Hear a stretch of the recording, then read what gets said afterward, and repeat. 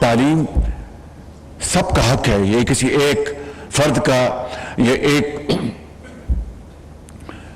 तबके का हक नहीं है, ये सबका हक है।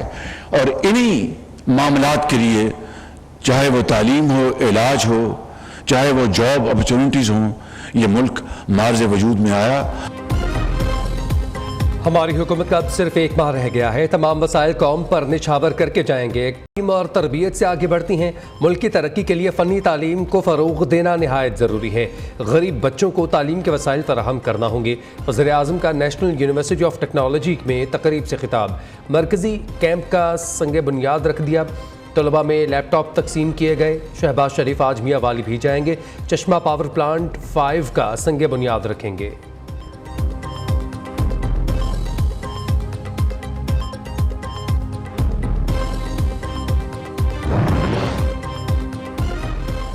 हमने सियासत नहीं, रियासत की हिफाजत की, अपने वोट बैंक की नहीं, स्टेट बैंक के ज़खायर में इजाफे की फिक्र की। वज़ीर-ए-आज़म का कौम से खिताब। कहा 15 माह में 4 साल की बर्बादियों का मलबा साफ़ किया। मुल्क की मफादात की राह में बिछाई गई बारूदी सुरंगें साफ़ की। हम मुल्क की मईशत की बहाली में मसरूफ़ थे और कुछ लोग मुल्क को नाकाम बनाने में लगे हुए थे। पाकिस्तान के डिफ़ॉल्ट का ख़तरा और उनकी नापाक साजिश मट्टी में मिल चुकी। साबिक़ हुकूमत ने चोर डाकू के गर्दान के सिवा कोई काम नहीं किया।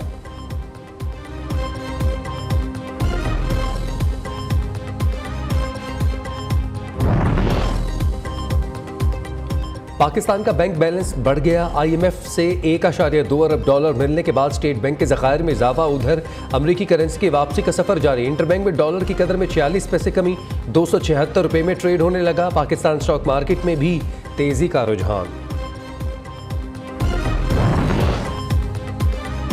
अमेरिका का IMF से पाकिस्तान की मदद के लिए प्रोग्राम की मंजूरी का खैर मकदम। पाकिस्तान पायदार इक्तिसादी बहाली के लिए IMF प्रोग्राम पर काम जारी रखे। मुश्किल वक्त में पाकिस्तानी अवाम की शाना बशाना खड़े हैं। अमरीकी वज़ीर ख़ारजा एंटोनी ब्लिंकन का ट्वीट।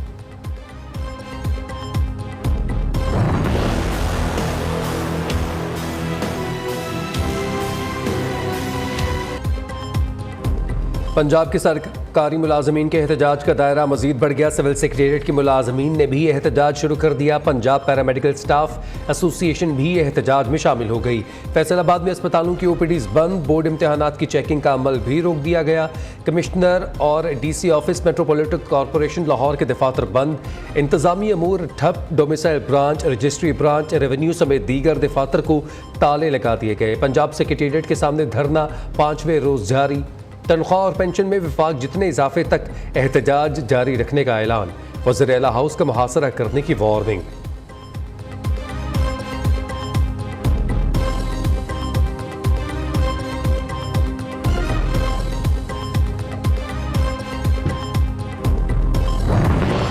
निगरान वज़ीर-ए-आला पंजाब मोहसिन नकवी ने सूबाई काबीना का हंगामी इजलास आज तलब कर दिया। अहम अमूर पर गौर होगा। सूबाई वज़रा, मुशीरान, chief secretary, inspector general police और मुतल्लिका हुकाम शरीक होंगे।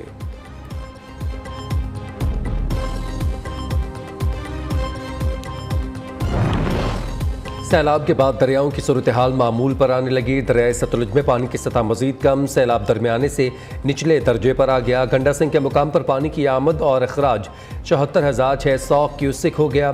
दरियाए सतलुज में हेड सलेमानकी के मुकाम पर भी निचले दर्जे का सैलाब। रावी, चनाब और जहलम में पानी का बहाव भी मामूल के मुताबिक। उधर कसूर, ओकाड़ा, पाकपतन, झंग, चनियोट में सैलाब ने दर्जनों देहात डुबो दिए। खड़ी फसलों को शदीद नुकसान। कई देहात का ज़मीनी रास्ता मुनक़ता।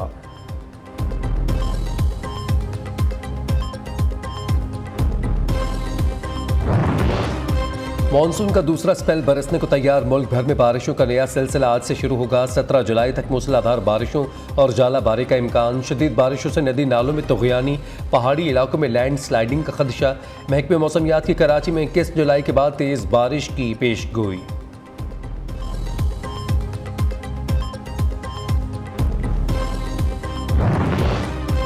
दिल्ली में हर जानिब दलदल। भारतीय दारुल हुकूमत डूब गया। दरियाए जमुना बिफर गया। सैलाबी पानी से पूरा शहर डुबो दिया। दिल्ली की सड़कों पर नहरों और तालाब के मंजर। गाड़ियां पानी में बह गईं। सैलाबी पानी घरों में दाखिल। भारत में सैलाब से मरने वालों की तादाद 100 से बढ़ गई। नई दिल्ली में तालीमी इदारे 16 जुलाई तक बंद। भारत की दीगर रियासतों में भी मानसून बारिशों ने तबाही मचा दी।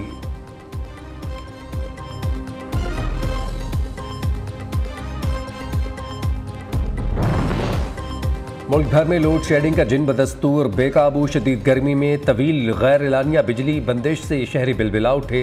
कराची में लोड शेडिंग का दौरानिया 18 घंटे तक जा पहुंचा। उस्मानिया कॉलोनी सबसे ज्यादा मुतासर। शहरी पानी की बूंद बूंद को भी तरसने लगे। दीगर शहरों में भी बिजली की लंबी छुट्टी। 8 से 10 घंटे की लोड शेडिंग मामूल बन गई। शहरी दोहरी अजियत में मुब्तला।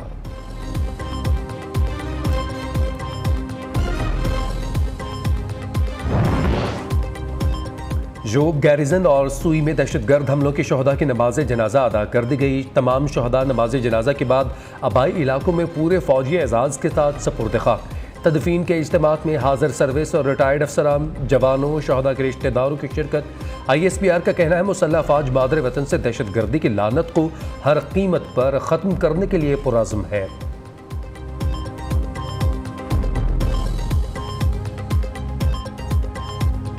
मेरा नाम मोहम्मद आलम है और मैं सैद आलम का भाई हूँ। इस वाक़े का हम बहुत शदीद मजम्मत कर रहे हैं। ये 9 मई में जो वाक़या हुआ ये सही नहीं है। इधर का जो लीडरशिप मेरा को कह दो कि यार तुम निकल आओ और मैदान में आओ, इधर तोड़ फोड़ करो, ये करो, वो करो। इदारे हमारा शान है, हमारा मुल्क का हिफाजत कर रहे हैं। जो इदारे के पीछे बातें कर रहे हैं उसको पकड़ना चाहिए। सानिया 9 मई का एक और शरपसंद कानून की गिरफ्त में आ गया। शरपसंद सईद आलम के भाई का गुंडागर्दी पर अफसोस का इजहार। कहा जलाओ घेराव के मास्टरमाइंड चेयरमैन PTI हैं, सबसे पहले उनको गिरफ्त में लेना चाहिए। PTI ने रियासत पर हमला करके मुल्क दुश्मनी का सबूत दिया।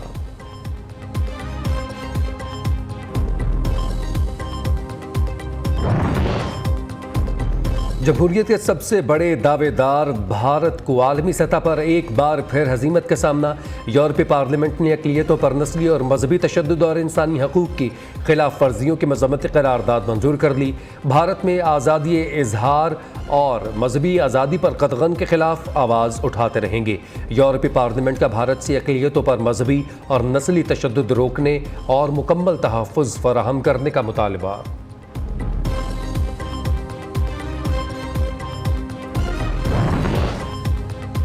बरतानवी जरीदे हेरल्ड ने नाम नेहाद भारतीय जमहूरियत का भांडा फोड़ दिया। मोदी सरकार के इंसानी हकूक़ की संगीन खिलाफ वर्जियों पर सवाल उठा दिए। जरीदे की भारत में नस्ल परस्ती और गिरते सहाफ़ती मयार पर भी तशवीश। पुरतशद्दुद बढ़ते वाक़यात पर मोदी की खामोशी मुजरिमाना है। खामोशी की बुनियाद वजह इंतहा पसंद अक्सरियत की खुशनुदी है। ब्रिटिश हेरल्ड की रिपोर्ट।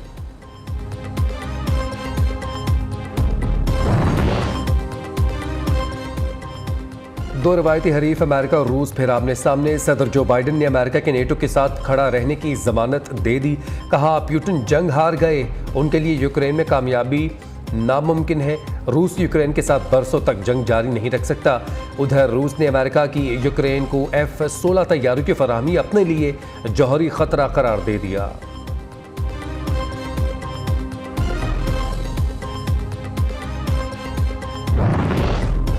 यूनिस के करीब गैर कानूनी तारकीन वतन की कश्ती को हादसा। 13 अफराद डूब कर हलाक, 25 को बचा लिया गया। इटली जाने वाली कश्ती को सफेक्स शहर के करीब हादसा पेश आया।